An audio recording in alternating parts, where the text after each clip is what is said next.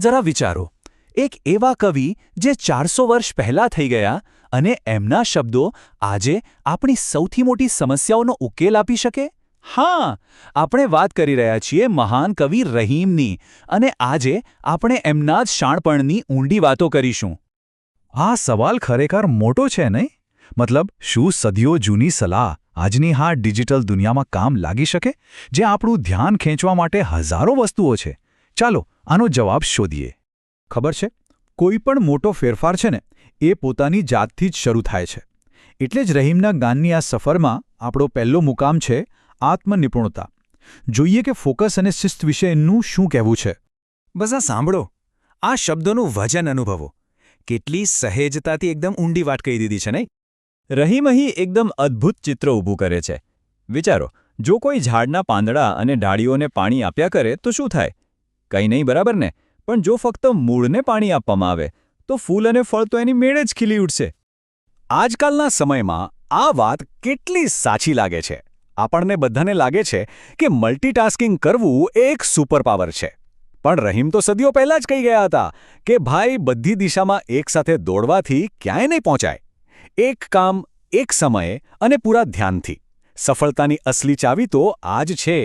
પણ જીવન કંઈ ફક્ત એકલા જીવવા માટે થોડું છે. આપણું અસ્તિત્વ તો બીજાઓ સાથે જોડાયેલું છે. તો સવાલ એ છે કે રહીમની આત્મશિસ્તની વાત આપણા સંબંધોની દુનિયામાં કઈ રીતે કામ આવે છે? હવે સંબંધો વિશેનો આ દોહો સાંભળો. આ આપણને કંઈક બહુ જ કિંમતી વસ્તુ યાદ અપાવે છે. કેટલું સુંદર રૂપક છે આ. વિચારો, જ્યારે મોતીની માળા તૂટી જાય ત્યારે આપણે શું મોતી ફેંકી દઈએ છીએ? ના ને, આપણે તો ધીરજથી એક એક મોતી પાછું પરોવીએ છીએ. રહીમનું કહેવું છે કે સારા અને સજ્જન લોકો પણ બસ આવા જ કિંમતી મોતી જેવા હોય છે. આ ખરેખર એક દમદાર સંદેશ છે. આજની આ યુઝ એન્ડ થ્રો સંસ્કૃતિમાં જ્યાં સંબંધો તોડવા બહુ સહેલા બની ગયા છે, ત્યાં રહીમ યાદ અપાવે છે કે સાચા સંબંધોને સાચવવા માટે મહેનત કરવી પડે છે. ભલે ને પછી 100 વાર પણ નમવું પડે. અને અહીંયા તો રહીમ જરાય શરમ રાખ્યા વગર સાફ સાફ કહી દે છે કે સદ્ગુણો વગરનું જીવન કેવું હોય. એમના મતે જેની પાસે જ્ઞાન, દયા અને સારો સ્વભાવ નથી, એ માણસ બસ શિંગડા અને પૂંછડી વગરના જાનવર જેવો છે. આ વાત ખરેખર વિચારવા જેવી છે. સંબંધોમાં સાવચેત રહેવું કેમ આટલું જરૂરી છે? રહીમ આ વાત એકદમ ધારદાર અને સચોટ ઉદાહરણથી સમજાવે છે. આનાથી વધારે સચોટ અને સરળ ઉદાહરણ બીજું કયું હોઈ શકે? એકવાર દૂધ ફાટી ગયું, પછી ગમે જેટલી મહેનત કરો એમાંથી માખણ ક્યારેય નહીં નીકળે. બસ વાત બગડી ગઈ એટલે બગડી ગઈ. આ આપણને શીખવે છે કે આપણા શબ્દો અને કાર્યોમાં કેટલી બધી સાવધાની રાખવી જોઈએ. કારણ કે એકવાર વિશ્વાસ તૂટી જાય કે આબરૂ પર દાગ લાગે તો એને પાછું મેળવવું લગભગ અશક્ય છે. અમુક ભૂલો કાયમ માટે રહી જાય છે.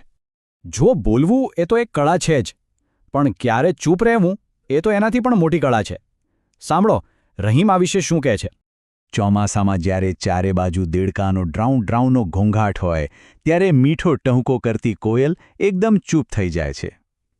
એને ખબર છે કે આ શોરબકોરમાં એના સૂરની કોઈ કિંમત નહીં થાય. આ કેટલી વ્યવહારુ સલાહ છે. દરેક ચર્ચામાં કૂદી પડવું જરૂરી નથી હોતું. જ્યારે માહોલ જ એવો હોય કે જ્યાં તર્ક કે સમજદારી માટે કોઈ જગ્યા જ નથી, ત્યારે ચૂપ રહેવું એ જ સૌથી મોટી સમજદારી છે. પોતાની શક્તિ સાચા સમય માટે બચાવી રાખવી જોઈએ. સારું, તો આત્મનિપુણતા અને સામાજિક સંબંધોથી હવે આગળ વધીએ. રહીમ આપણને જીવનના કેટલાક એવા સનાતન સત્યો તરફ લઈ જાય છે જે સમય અને સંસ્કૃતિથી પણ પરે છે. જીવનનો સાચો અર્થ શું છે? કદાચ આનો જવાબ આ દોહામાં જ છુપાયેલો છે.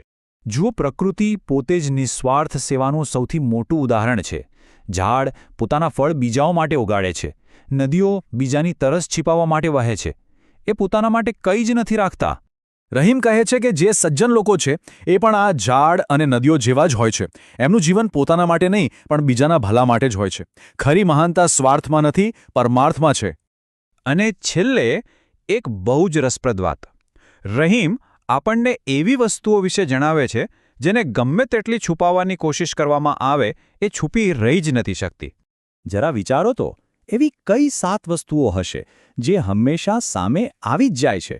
ચાલો જોઈએ રહીમનું લિસ્ટ શું કહે છે. તો આ રહ્યું એમનું લિસ્ટ. કુશળતા, ખૂન, ખાંસી, ખુશી, દુશ્મની, પ્રેમ અને નશો. રહીમની નજર કેટલી બારીક છે. આ બધી એવી બાબતો છે જે માણસના હાવભાવ અને વર્તન પરથી દેખાઈ જ આવે છે. સત્ય ક્યારે છૂપું રહેતું નથી. તો રહીમના શાણપણના આ સાગરમાંથી એવો કયો એક મોતી છે જે આજે સાથે લઈ જવા જેવો છે? શું એ એક સમયે એક જ કામ પર ધ્યાન આપવાની વાત છે કે પછી તૂટેલા સંબંધોને ફરીથી સાંધવાની કળા? બસ આ વિચાર સાથે જ આપણે અહીં અટકીએ છીએ.